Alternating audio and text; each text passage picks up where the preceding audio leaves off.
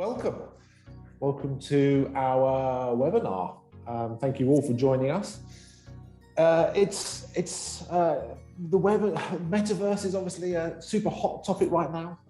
Everybody's very, very interested and very, very excited by it all. Lots of people releasing news every day about what they're doing in the metaverse space. So hopefully over the course of the next kind of 45 minutes, an hour, we're going to cut through some of the hype and really present some information about what the metaverse is today and ultimately what it can mean for your business. So we want this to be as practical and useful a time for you as possible. Quick introductions. My name is Maurice. I'm the CEO of We Are Family here in London.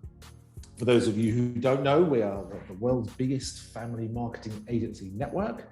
And as ever, I am joined by my Spanish brother, Borja. Hi, Mo. Thank you so much. Welcome, everybody, and thank you so much for joining us today. Borja here. I'm the head of We Are Family here in Spain and Portugal. I'm so pleased to be here. So this is definitely a webinar aimed for those who are new to the world of the metaverse, but as well as for those that are more experienced of you. So we record these sessions and then we put some edited highlights out on the YouTube channel. So if you want to rewatch later and relive the best moments, or just want to share it with colleagues, whatever you want to do, then that's available. Everyone who's registered will send that link round a little bit later. As I say, we're going to be talking for about kind of 45, 60 minutes, something like that, including questions. So please kind of start those questions coming in. One of my jobs is going to be fielding those questions. So as those questions come in, I'm going to see if they're appropriate to put in the conversation there and then, or whether we wait till the end and we kind of discuss them at the end. You'll see a big picture there. We're going to leave that open. Some of the feedback we've had from our previous webinars is that because a lot of you, English isn't your first language, it's quite helpful to have a kind of an ongoing agenda of what we're talking about. But if you want to, in Zoom, click on our faces to see us bigger, then obviously you can do that as well. Yeah. So today we've got quite a few things that we want to talk about. So lots of exciting things on the agenda. We're going to start off by talking what is the metaverse, help us understand a little bit more about what this word means, how some brands have been using the metaverse. We'll introduce the panel any second now, I swear, and they will talk us through some of the things that they're looking at. We're going to deep dive into a couple of good case studies of how our panelists are using the metaverse. We're also going to be looking at, do all brands fit in the metaverse? Do some brands fit in better than others? We're going to be talking about the challenge of visibility and discoverability, which is a challenge which we face in kind of all forms of the internet at large. We'll talk about some of the commercial aspects. Can it be commercial? How can you make money? We also talk about governance and safeguarding. Obviously, a lot of this is a lot of us are in that kids sector, so we're going to be talking about that. And then lastly, but not leastly, a little bit of thoughts on the future and what the kind of future of the metaverse looks like. So today we have an incredible set of panelists joining us. So for our roundtable discussion, joining us from Coolabi is Naomi there, who's Director of Digital. Hello, Naomi. From Greensport Park in the USA, a massive thanks to Chief Strategy Officer Tony Grillo for joining us, particularly as today is Thanksgiving. So thank you so much for joining us today, Tony. We also have Rachel Bardill from the BBC, and it's Executive Editor Digital across BBC Children's and Education. Hi, Rachel. And then last, but by no means least, we have Nick Walters, who is the Managing Director of SuperAwesome Gaming. So as you can see, an incredible array of experience in the world of metaverse to kind of talk us through some of those questions.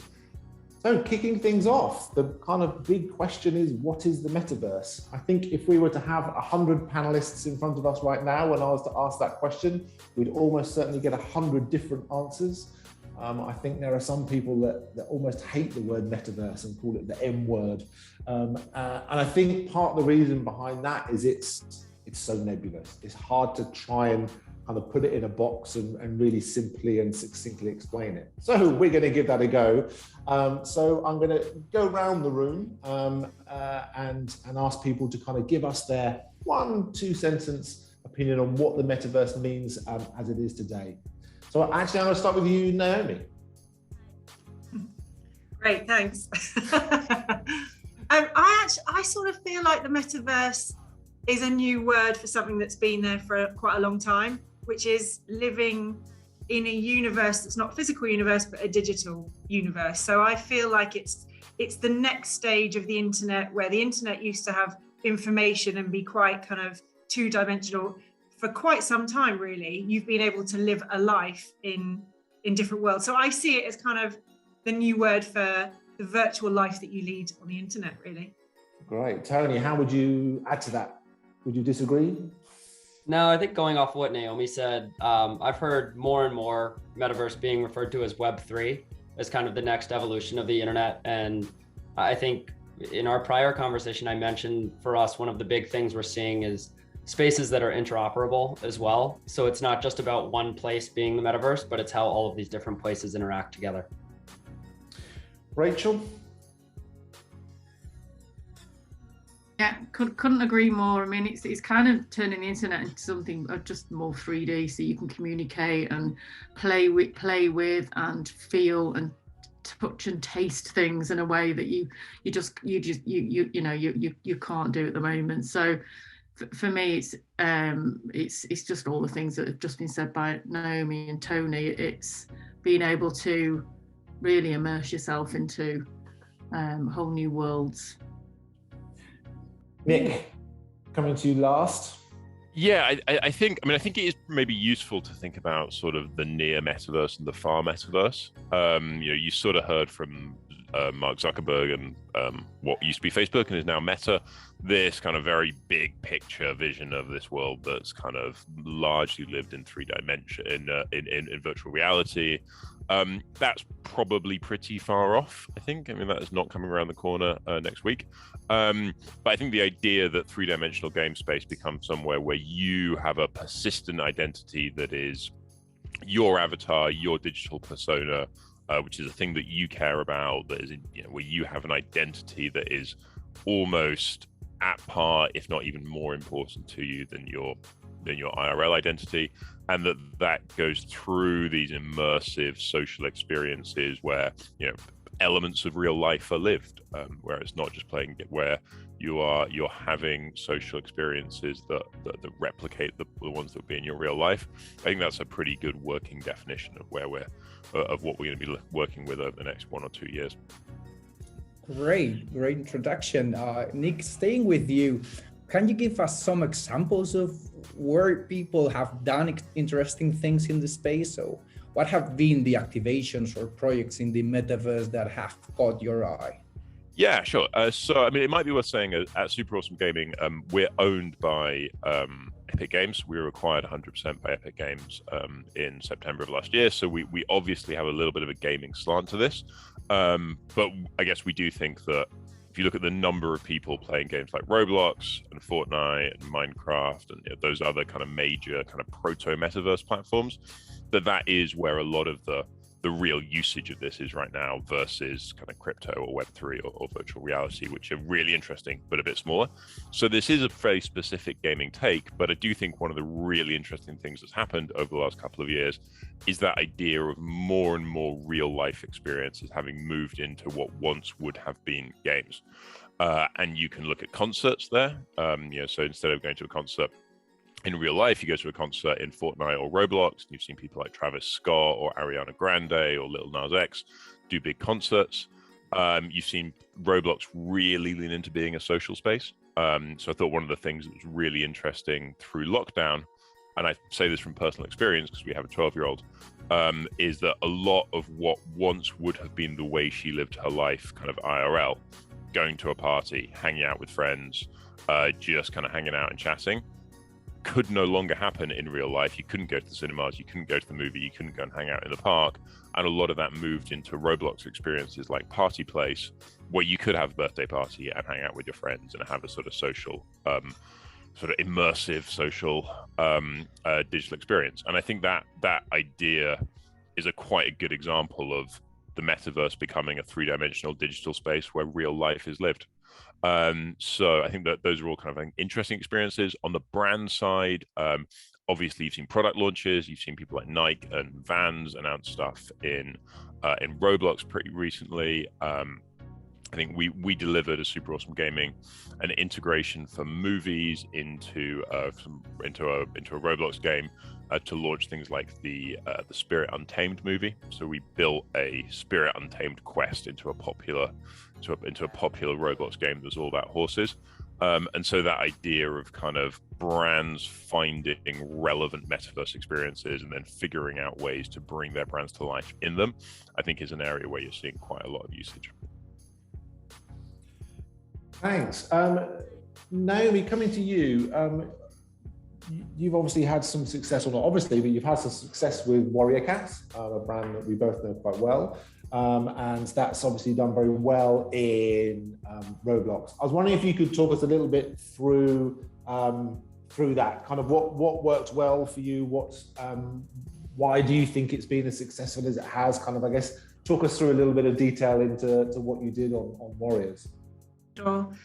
For those who aren't so familiar with Warrior Cats, just a tiny bit of background. So Coolabi is an IP company, and we also have a sister company called Working Partners, who write lots of children's books and young adult books. So Warrior Cats is a book series. It's about clans of feral cats. We call it sort of informally our Game of Thrones with cats, because it's quite serious. There's lots of drama. It's fantasy. There's murder, there's battles, there's all sorts going on, but it's got a huge fan base. So it's been around for about 18 years. 80 books have been published. So the volume of content and the size of the family tree is huge. There's over 400 characters. So there's huge amounts of content. The books are hugely popular, particularly in the US, but all over the world too. The US is the lead market, where we're currently a New York Times bestseller with our last book that's just come out. So although we've been around for a long time, there's about 4 books a year that are published by HarperCollins, our main partner in the US and around the world. And we've sold about 50 million books. So just that's putting it into context. It's lived life as a book series, and the fandom has been huge for those books online. There's over 1,000 YouTube channels, which are just UGC fan animation channels, where people spend so many hours and hours recreating scenes from the books, recreating the characters through their own animation. There's huge amounts of fan art on DeviantArt, on Tumblr, on Instagram, and there's also huge amounts of role play games. And I think that's where the interest came with Roblox. People wanted to game, they wanted to kind of live their lives as these characters, or their own made up characters to live in the worlds of Warrior Cats. So as a brand owner, we wanted to extend beyond just having a successful book series and see where else we could bring the brand. And that's why I was interested in Roblox. So a few years ago, like Nick, I've got kids in the house, and in lockdown, Roblox was like, their lifeline to all their friends. And we started looking at Roblox a couple of years ago, going, that's where our target market is. So I think something like half of 9 to 12-year-olds play Roblox every week in the US. We were like, this is where we need to be if we want to reach more people to come and read Warriors, but also to kind of extend their fandom so they can live and breathe and become part of that world in Roblox. We reached out to it was actually a fan-made game on Roblox we could see was really quite good and really very popular.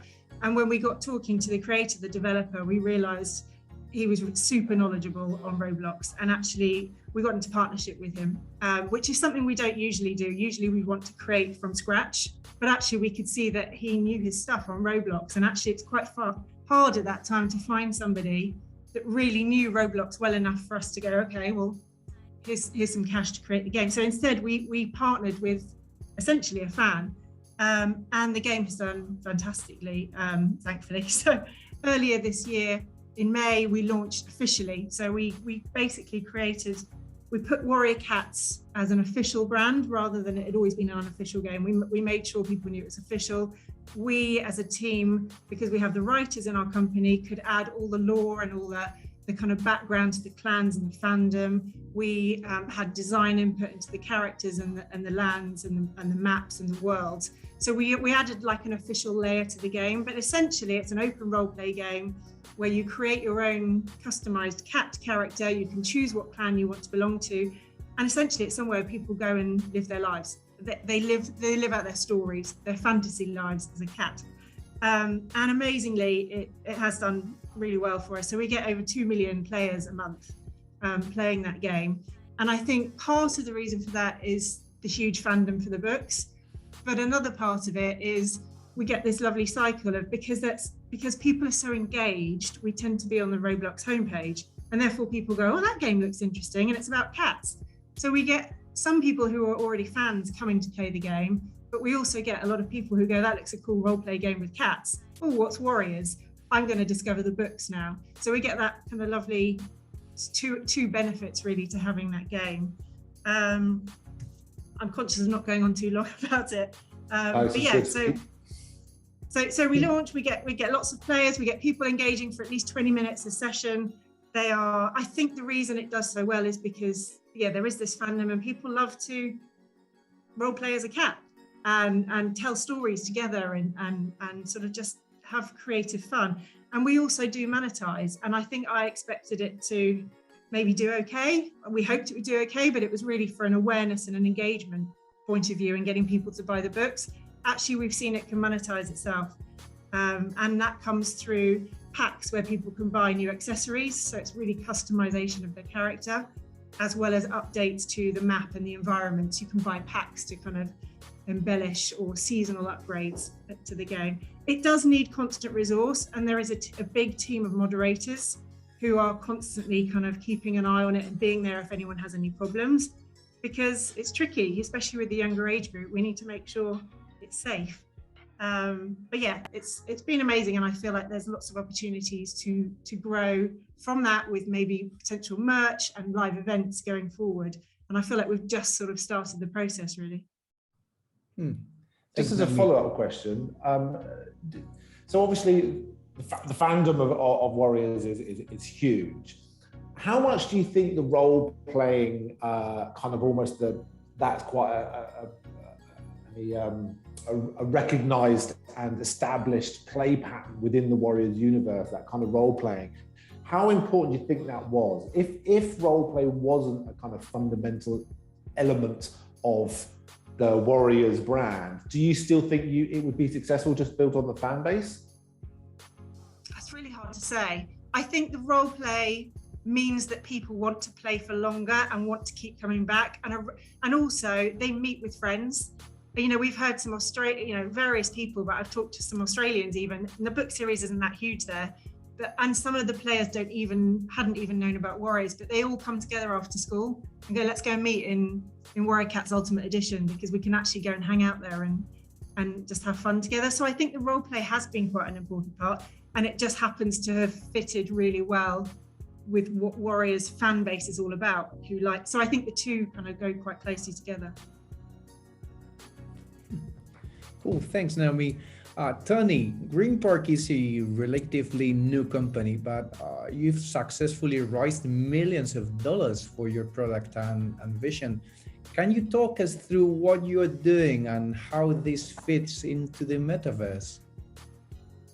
Sure thing. And I think everyone on this call can appreciate that building games is expensive. So it's nice to be able to raise money along the way to hit certain milestones and kind of keep the dream alive.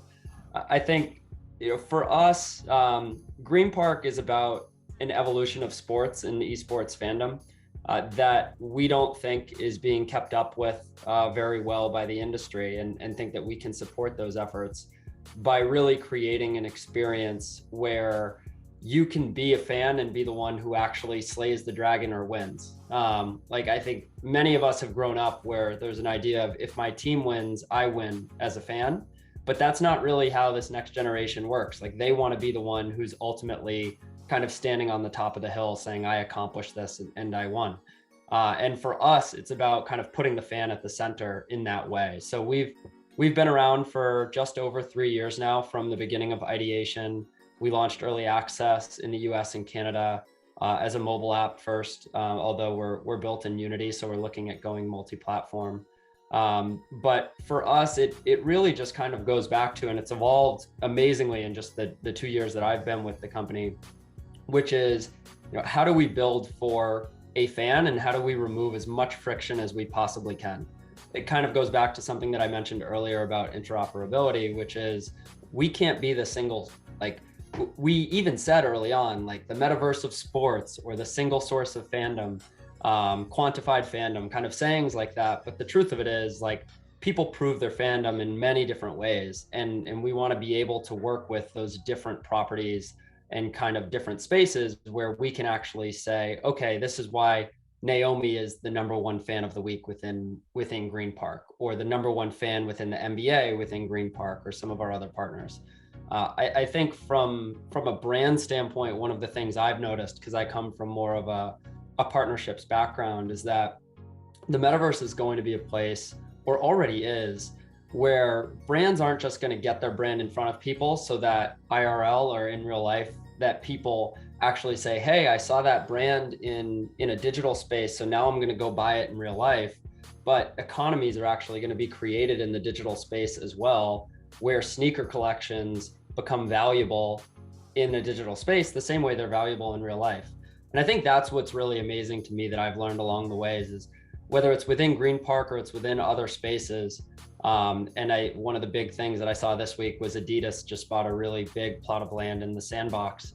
They're going to be creating economies themselves as brands because more people are spending more time in these digital spaces. And so I think, just to go back to the base of it again with Greenpark, for us, it's how can we just continue to evolve with everything that's moving so quickly in this space around us, but really double down on what we think it takes to kind of turn over that next generation as fans. Tony, one of the things that when we spoke earlier, that kind of piqued my interest, if you like, or got me made me did a 1,000-yard stare, where I was like, oh, that's really interesting, was when you were talking about status and being able to ultimately, in the same way that NFTs enable you to take assets from one environment to another, one of the things that you're looking at doing is establishing a way of taking your status from one kind of environment to the other. Could you just talk a little bit more about that? Because I thought that was super interesting. Yeah, I think the acronym I used was SAPS. So status, access, power, and stuff, being like kind of the 4 main things we need to think about with fans. And we're not the only ones who are thinking about this, but when people are going through our ecosystem or others, like, they want to prove that they're the best and they want their status to be recognized. So within Greenpark, that's the ability to go and say, okay, the MVF, or the most valuable fan of the week, is actually going to have their statue sitting at the center of Greenpark the following week, so everyone can kind of see their status. Or, they might have a certain hue or a glow to the hat that they're wearing that week, which proves what they did the week before. As you think about access, it's unlocking different experiences within Greenpark, or even as we think about a build that we're working on right now in the Sandbox, where we're going to allow certain fans, specifically some of our early NFT holders, to be accessing experiences that they either earned or purchased to get into that specific space. So being able to have special access because of what you've proven is also really important. Power kind of fits with access. As you do more, how are you actually having more power within a game? That might be running a little bit faster. That might be having collected certain things so that you have an advantage over other people. And then a big one for us is stuff, because that's, really what we're doing is taking a lot of what does exist in the real world, or even can't exist in the real world, as you think about like your favorite team. So with La Liga, if you think about what Barcelona looks like in real life, for us, we're creating a glowing Barcelona hat that couldn't even exist in real life. And so our stuff piece, kind of our digital economy that has lots of gear that can be earned or purchased along the way, so that when you show up to a game day, it's just like wearing your jersey to the actual stadium. You're going to kind of show up and prove that you have that stuff, which again can be earned and is really important. Two things there. First of all, careful if you mention Barcelona, because Borja might drop you from the call. And the second thing is when you talk there about status, obviously that status is realized, if you like, in your world. Do you have visions in the future where that status and that kind of level of fandom can be realized in kind of multiple different other kind of metaverse neighborhoods? Yeah, I mean, the key to unlocking that is blockchain. You know, as much as I would love to go do a partnership with every single platform that's out there and make sure that they recognize Greenpark fandom and we can share our APIs, really what's going to be key there is making sure that there's things built into what our fans own or earned, whether they earn it or they purchase it, that when they show up in another space, it shows up there as well. So that is a part of what we're working on. I think I've been amazed at how quickly this part of the industry has moved in even just the past 3 months. But that's really what will unlock it for us. And I think it already really is kind of turning over in that way. Thank you very much. Rachel, when you think about, you obviously have a remit across many brands and many channels. And your job is ultimately to kind of begin to work out what the digital strategies and activations should be for those multiple brands. When you think about the metaverse and you think about your portfolio of brands in front of you, do you think of it as in like, well, there's an opportunity for all my brands to sit in the metaverse, or are you kind of at the moment thinking these won't work? Because we heard Nay talk about the play pattern is right for that, so that kind of works. I mean, how do you approach it from a kind of overall brand perspective? And I'm going to add a second part onto that, which is, what are some of the challenges that you see when you're thinking about your brands existing in the metaverse environment? Yeah, so there's absolutely tons of opportunity for finding what the best sweet spot is for our brands, but it's certainly not a place for all brands. You have to really be careful and think through what will work in this space. I love Naomi's explanation of Warrior Cats. It's the absolute, for me, the sweet spot of where we need to get to here. We can build fandom for a lot of brands, as I know me and you have talked a lot about, Maurice, and that's a whole other session, I can imagine. But for me, in these spaces, this is children interacting and playing with brands, assets, and IP, but creating it into their own imaginations. So you've got to have the most incredible almost network of creativity that children can take into their own world.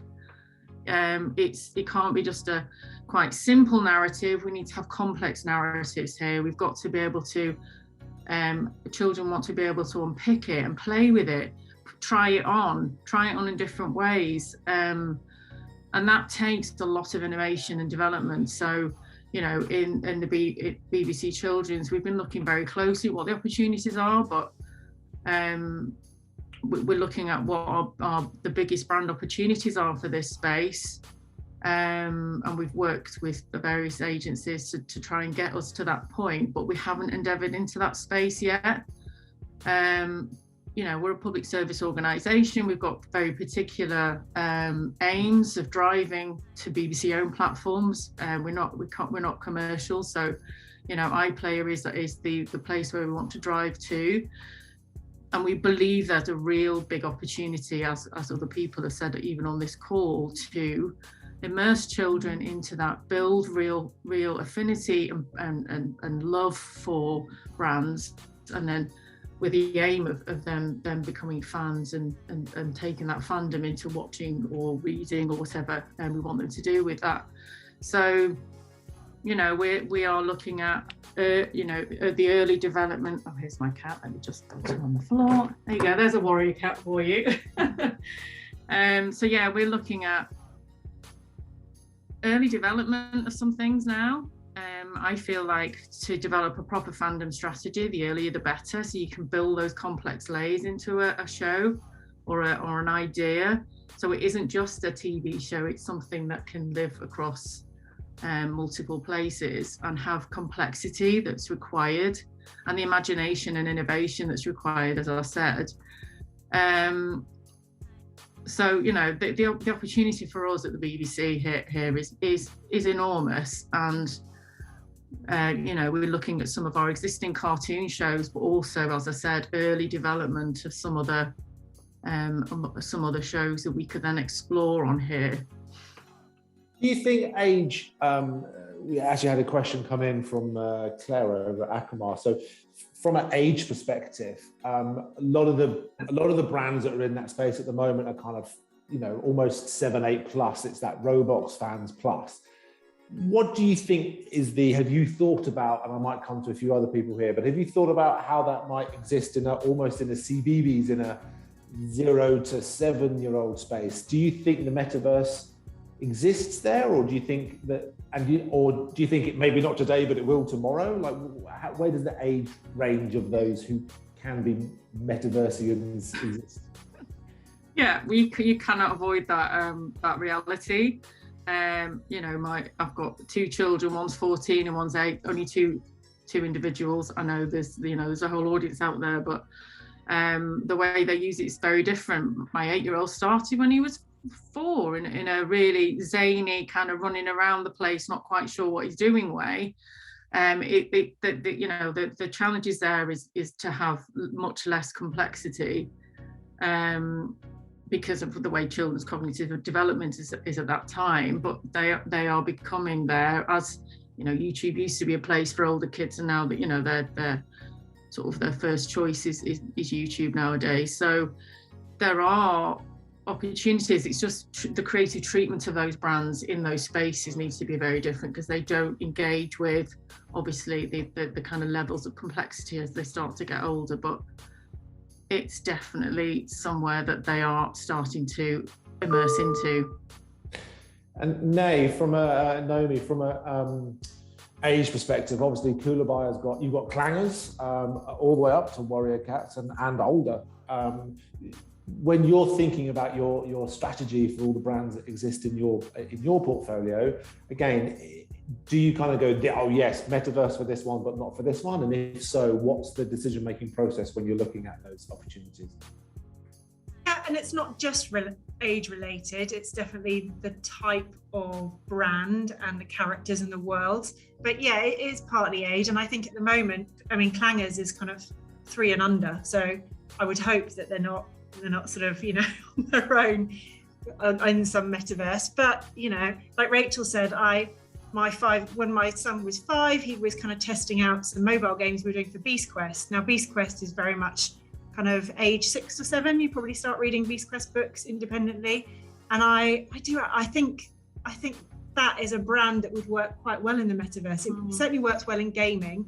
And I think at the moment, my head is thinking, when I think metaverse, is thinking virtual gaming or leading out a virtual existence in the world of that brand. So it's definitely something we're starting to think about. I think it's just hard. The controls are harder. So making sure it's really safe, you know, either is that the platform, is that up to us? That's we want to be, you know, completely sure that it's safe. Plus, you know, with Warriors, the age group is older. So monetizing that to make it, you know, because these are expensive projects to really put your brand into the metaverse. They don't have to be, but we have tried dipping our toe with some of our brands. And it's hard to dip your toe in and really see whether it's been a success, because you haven't spent enough to make a whole world, or you haven't created enough assets to really judge, has this really worked? So we're starting to try and dip our toe, but it's really hard to do that with a small budget and to try and just kind of go, does this work for this brand? But the short answer is, I think all children, probably not 3 and under, but I do think those younger children are already in the metaverse in some respect. So we do need to consider it. Nick, from your perspective, you know, you obviously get quite a few brands coming into the SuperAwesome ecosystem worlds. I mean, do you know, if somebody came to you with a brand that you just didn't think was right for the metaverse, I guess what would be the reasons why you might not think it's right? Or do you think actually all brands have a potential place in the metaverse? Yeah, I mean, but part of what we do is strategy work, working with different brands and what their role in gaming or in the metaverse is. And one of the things we kind of like to say is like, you know, it would be pretty reductive now to say like, well, I have an internet strategy. You know, your internet strategy has decomposed into your social media strategy and your e-commerce strategy and various other things. And in the same way, your metaverse strategy, your gaming strategy, I think is also going to decompose. It's also, there's be different strategies that are right for different brands to do different things. Some people, if you're lucky, you have a deep, immersive, textured, rich IP that kids want to inhabit, like Warrior Cats. Okay, great. That, you know, fairly clear that we're probably creating our own universe here. We do a bunch of work with apparel. You know, we do a bunch of work with apparel, fashion brands. You're probably not creating your own game for that brand. Maybe you are. Maybe you're Nike and you want to create Nike Land. But maybe you just want to integrate in someone else's game. Maybe you want to be able to get like super cool sneakers or a cool hat that kind of means something in someone else's game, and that's going to be your point of presence. If you are a retail brand, you know, if you're a Tesco, if you're a Sainsbury's, like, well, you know, you're probably not building Sainsbury's World because that would not be loads of fun. But like Sainsbury's have loyalty cards, they have loyalty points, they have incentives, and maybe what you want to do is you want to go partner with some game platforms, and instead, when I go spend in store, I'm going to get my reward points will come in terms of things that I can redeem in game. I want to be clear that we don't work with Sainsbury's. That's like, so I'm not leaking news of any upcoming major launches. But I think as an example, there are all these different places where you can imagine quite a wide range of brands integrating into this space in ways that's right for them. So I think the short version is no. I think there's a role for pretty much everyone here, but not. There's a role for everyone here, but that does not mean that everyone should be taking the same approach or having the same strategy. So when coming to discoverability and visibility as one of the biggest problems you face, Nick, coming back to you, how is SuperAwesome looking to solve this problem? Yeah, I think this is actually a real problem. That, you know, I think one of the worst things that can happen to you in game spaces is you kind of hold a party and no one comes. You know, that you go build an experience, launches, day one you get 10 users, day two you get 5, and suddenly you're kind of wondering around what you do around it. So one of the things we really lean into is the idea that you have to, whatever you're doing in games, whatever you're doing in 3D virtual space, has to plug in to your wider marketing and audience kind of user acquisition strategy. So there's a few things, and I guess what we try and do is kind of break this out into 2 pieces. There's sort of an amplification layer of, okay, great, I've built an experience. How do I get people into it in the first place? There are many game platforms have pretty good user acquisition tools built into them. So, you know, Roblox will let you buy ads on the Roblox platform by using Robux, and those are very effective for driving people into your game. We at SuperAwesome also do a decent amount of work on some of our ad networks. We run this platform called Awesome Ads, which is a private by design, kid-safe ad network, which is pretty effective at driving clicks into experiences as well. So there's that kind of acquisition layer, and then underneath that, there's what we call the amplification layer, which is like, okay, well, I've created an experience. Now, how do I, and kids are in there, they're having fun. How do I make sure as many people as possible know about that?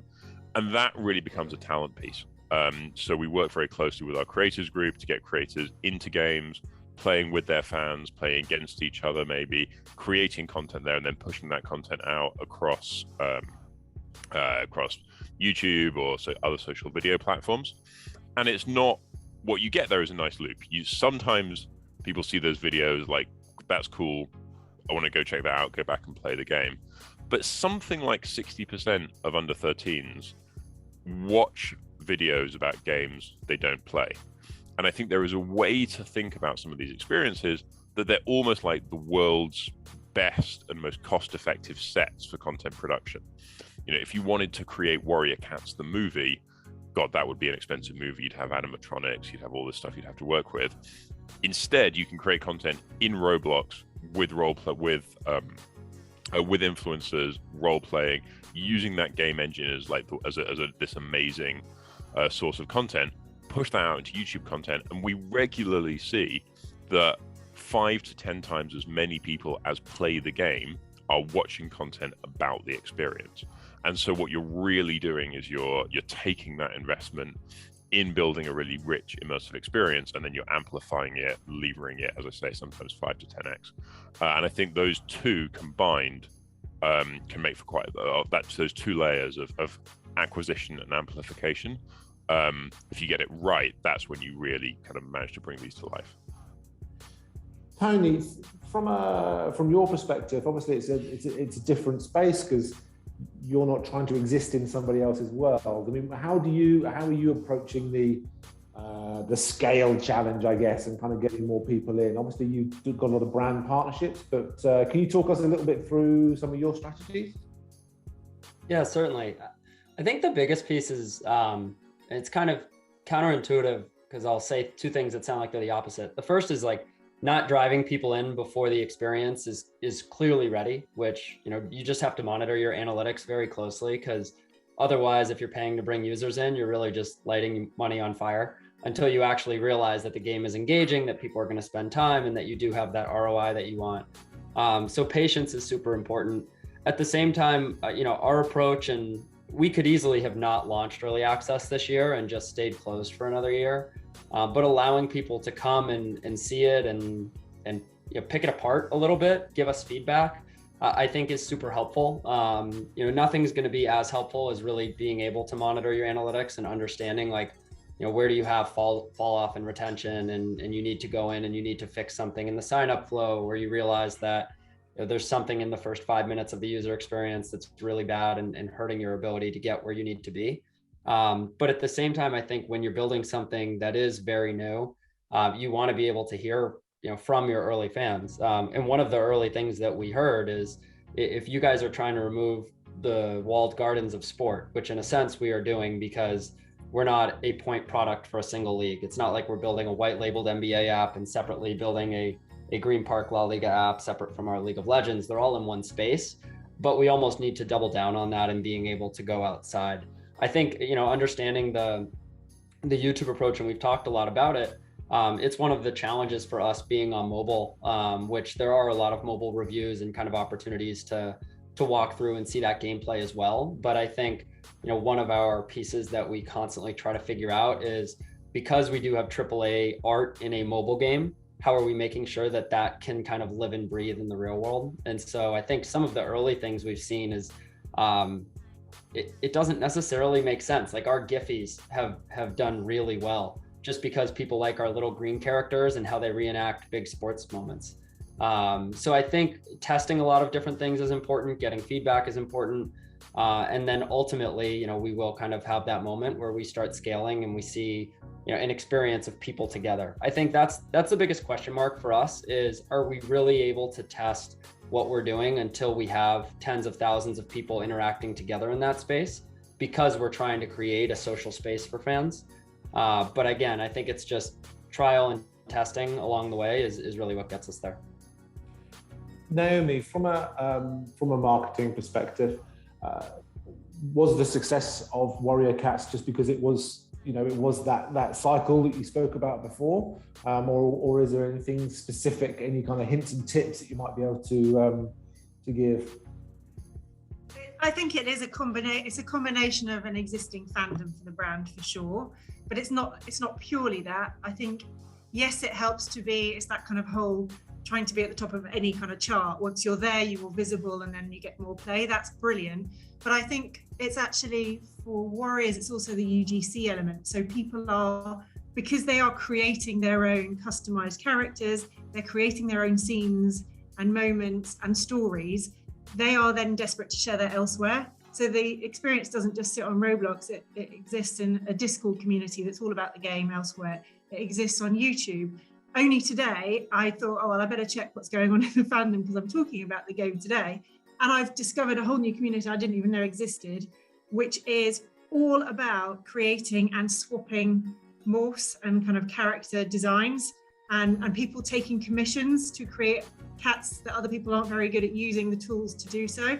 So there's almost a whole nother economy. There's a whole nother existence other than just on Roblox, where people are taking what they're doing on Roblox and living it elsewhere.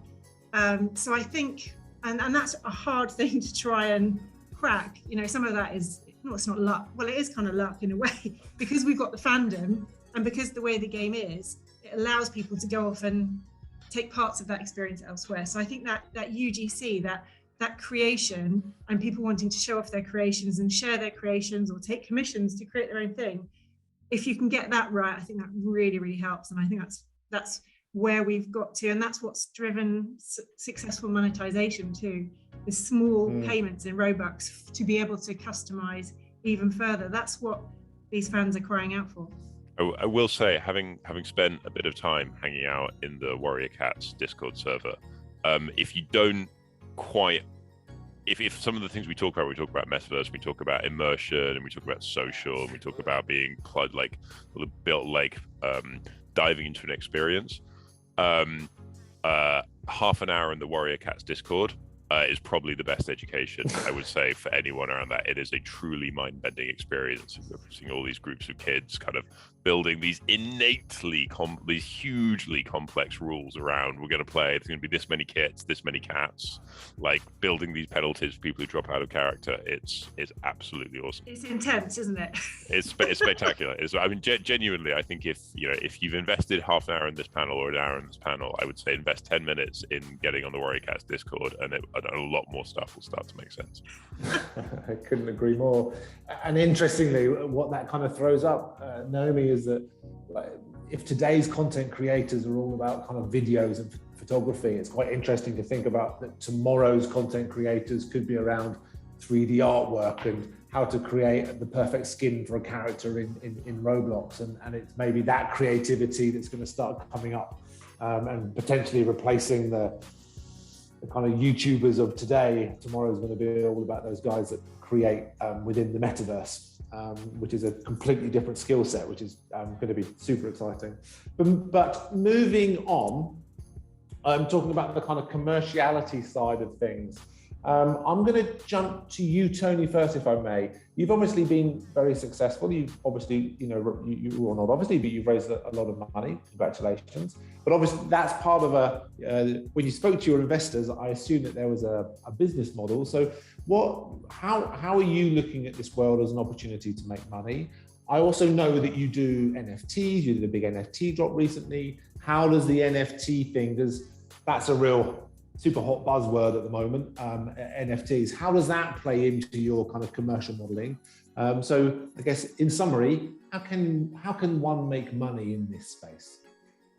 Yeah, so I think the headline going into it for Greenpark 3 years ago was it's an attention economy, which hasn't necessarily been the focus of some other products that are in sports or esports, probably more so, especially because of the games. Like, we would look to monetize in terms of making sure that people are spending time that they enjoy, similar to a Roblox experience that's in our space.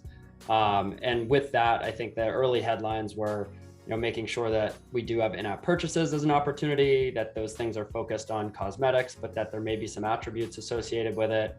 If we need, there's a lot of users out there or fans, we call all of our players fans, that fans might also prefer not to have anything, they just want to earn everything, and so there are ways to feed in advertising or sponsorship. I think one of our early opportunities that we felt with sponsorship, and it's changed a lot in the last year, was brands really didn't know how to enter a gaming space from a marketing standpoint early on, and they're so invested in sports. When you think about every sports stadium that you've seen, all of these crazy budgets that are invested, that when you build something that's basically saying, we're actually going to take the real sports world, we're going to put it into a digital space, in the same way that you see a Coca-Cola bottle over the Green Monster in Fenway Park, like you could think about seeing that come to life in Greenpark as well, in kind of a similar way. So we saw that as an opportunity as well. And I think going back to the NFT side of things, the real place where that gives us an opportunity, and it gives the brands that we work with an opportunity. So if you think about, I'll just use the NBA up front. For the NBA, in the real world, they have kind of all of their primary sales. So like the teams will sell their jerseys and even sneakers. So not the league, like they'll sell their sneakers. But then the secondary market often is what becomes most valuable. Like people have things for a while, they prove things out. You want to buy something because it was owned by a celebrity or an athlete, or it has a signature on it. And so being able to have royalties down the line for some of those opportunities is something that the digital space can allow that the leagues don't even get in terms of the secondary markets in the real world. So there's a lot of interesting opportunities there that I think are not just for Greenpark, but also for our partners. And then I guess the part that I would mention again, and it's been mentioned a few times here, but it just continues to be interesting to me. I remember one of our CEO talks about it because he actually created the early Zappos logo for our other co-founder. But the idea of selling shoes on the internet with Zappos was like a crazy idea. Like nobody's going to buy your shoes off the internet. And I think even the idea of buying digital goods, or not digital goods, buying real goods in a 3D space or in a gaming environment is somewhat crazy. And the idea of buying digital things in a digital space that, you'll actually want to show off your Nike or Adidas shoes in a digital world. Like I can't explain that to my parents. They don't understand how that's valuable. But the truth is that it is, because this is where other people are. And so if you think about why you care about wearing things or showing things off in the real world, and you take what used to be 99% of the time in real life and 1% in video games, and now it turns to 30%, 40% of your time in video games, all of that stuff becomes more valuable. So I think all stakeholders really have a lot of commercial value in this space. But I think going back to Naomi's point earlier in terms of the investment, it's a new business line. It's an area where you need to look at it, not just in terms of how are you trying to get your brand seen in these digital spaces, but how are you actually able to monetize as well? Naomi, coming to you from a kind of commercialization, you touched on it there with Warriors. How do you think about the metaverse as being, is it just a marketing cost, or is it potentially a kind of business revenue driver? How does it sit within your head and within Coolabi? I think originally, and also I've got a marketing background, so my head is always, how do we get this brand visible? How do we engage? How do we make somebody a more loyal fan? How do we let them know about other things that the brand is doing? So I always saw it as a marketing opportunity or an awareness opportunity, engaging opportunity. But actually there is a real monetary ability, micro, but it's about scale. No one's going to spend loads on digital products in a digital environment. They're going to spend little amounts. And so it has to be about scale. But it has, what I've seen with what we've done with Warrior Cats game does show that it's doing better than we all anticipated in terms of monetizing, which is a wonderful opportunity because we can reinvest that to make the product even better long term. So I think it can be both. Rachel, I'm coming back to you. Touching on the safeguarding and governance point, obviously everyone should be worried of this. And you as a public service broadcaster, you're more in the spotlight than most. Can you talk us through your worries and concerns and how you're approaching that? Yeah, absolutely. And I think everyone's touched on the considerations that everyone needs to think about when they're in these spaces for child safety and governance and moderation and making sure the spaces that they're in are safe. And I think it's something that we all live and breathe when we're thinking about this. But you're right. I'm not here as the the BBC kind of voice of doom at all, but that's something that BBC is a trusted brand. We're a public service brand. We are funded by a license fee payer, so we are servants to our UK public money.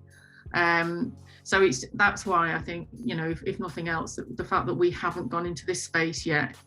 I could probably represent quite a lot of people here who are cautious about this. There's financial issues potentially, and we've touched on the awareness issues and the amplification issues that we could have at spending quite a lot of money and not getting the awareness and amplification that we want to build our brands. I've learned a lot even in this session, but yeah, I think the caution is like as with every third-party platform or whatever we want to call this, it attracts large volumes of children. It's a place to explore, but explore with caution. So as with any platform that we explore into, we're keen to work with these platforms or these spaces or these new places to make sure that we've got like it's almost like playing the kind of balancing game with what the creative opportunities are, which are endless and amazing, but with ensuring our business objectives are met. We're not commercial, so we have to make sure that our business objectives are met and our child safety concerns are addressed, and we can proceed with, we've got a very trusted brand. That's what we built our foundation on. That's one of our biggest objectives as the BBC. So we can't be in places where we're potentially next to things that could be damaging to our brand, and most importantly damaging to children. So yeah, these are the things that we are looking at and balancing against, and I think that's why we've taken a little bit longer, because as I've said before, and as we've all said, the creative opportunities are in abundance, but we do have to try and get some sort of engagement with these different places to find that balance with child safety and all the other things as well. Nick, coming to you, obviously, SuperAwesome is founded on a child safe principle, and how are you approaching this? And I'm kind of particularly interested in things like commercialization, because obviously one needs to be delicate when one talks about commercialization of these properties, particularly in the kind of children's space. I mean, what's your approach to these things? Yeah, so look, I think there's a couple of things going on here. I mean, I think one thing that is worth saying is that, while we're talking about the near metaverse, which is often built on game platforms, I think we should actually take a moment to sort of applaud the fact that a lot of the big game platforms, I think, have learned some of the lessons from YouTube and Google and the open internet of 5-10 years ago. Roblox are not perfect. It's a big platform, a lot of stuff can happen. But Roblox have really leaned into COPPA compliance. They've really leaned into trust and safety. They've really leaned into technology around real-time AI moderation of their social environment. And if I compare open Roblox to open YouTube, I think Roblox looks streets ahead of where YouTube was as a platform for kids at that point in its development. Similarly, Epic Games, Fortnite is a 13+ platform, but Epic also operate the Epic Online Store. They provide a whole bunch of services for developers. It is not coincidental that one of the major acquisitions that Epic has done recently is to acquire SuperAwesome. And almost the first thing they did was to take SuperAwesome's verified parental consent tools, which do things like letting parents control what their kids can see, and make those available for free to any developer on the platform who wanted to use them. So anyone who uses Epic Online Services to make their games can now get Epic's verified parental consent tools for free.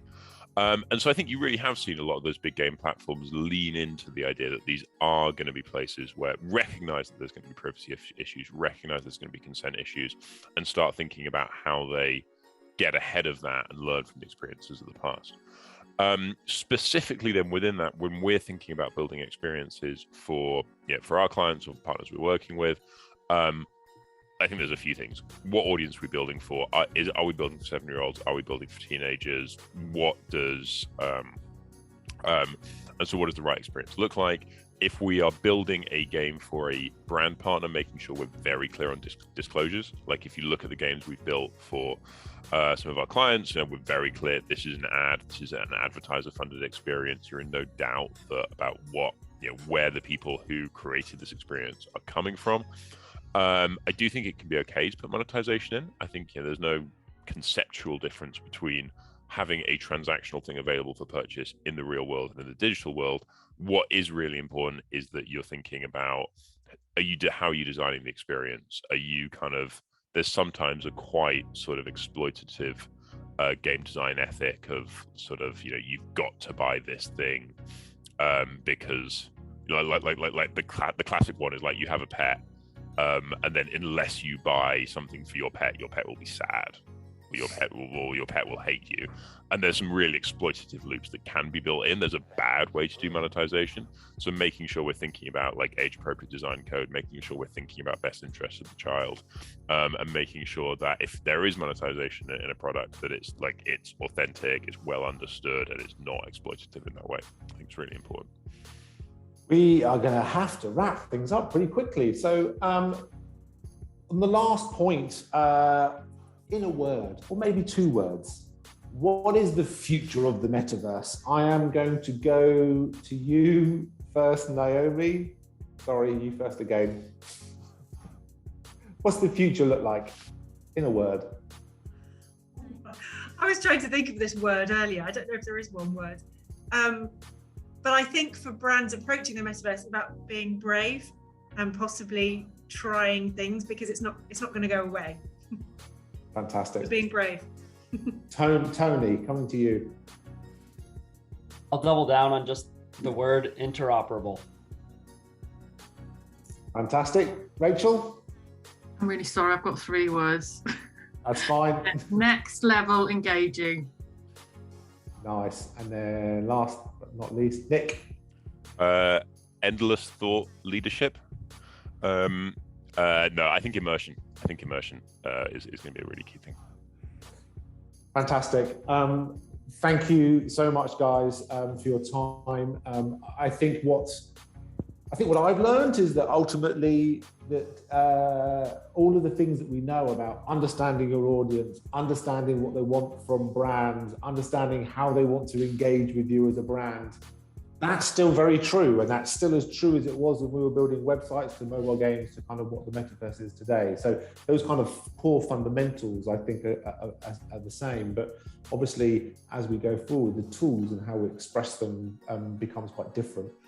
So I think if you're looking at the metaverse as a member of our audience, I think ultimately, if you've got those foundations in fan engagement and creating good, robust fan strategies, then you should ultimately be able to adapt those and move those into the metaverse, hopefully relatively easily.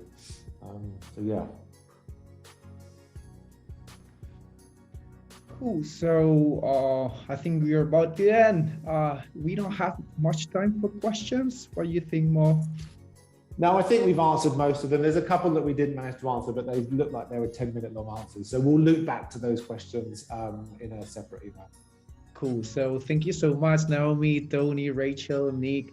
It's been a great pleasure to hear your thoughts on this very complex topic. So and thank you all for joining us. Within next weeks, we will be sending you a link to the recording of this webinar, along with our summary, so you can share it with your colleagues. Thank you. And from me, thank you, panelists. Thank you, everyone, for attending, and hopefully see you on a webinar like this soon. Thanks, bye.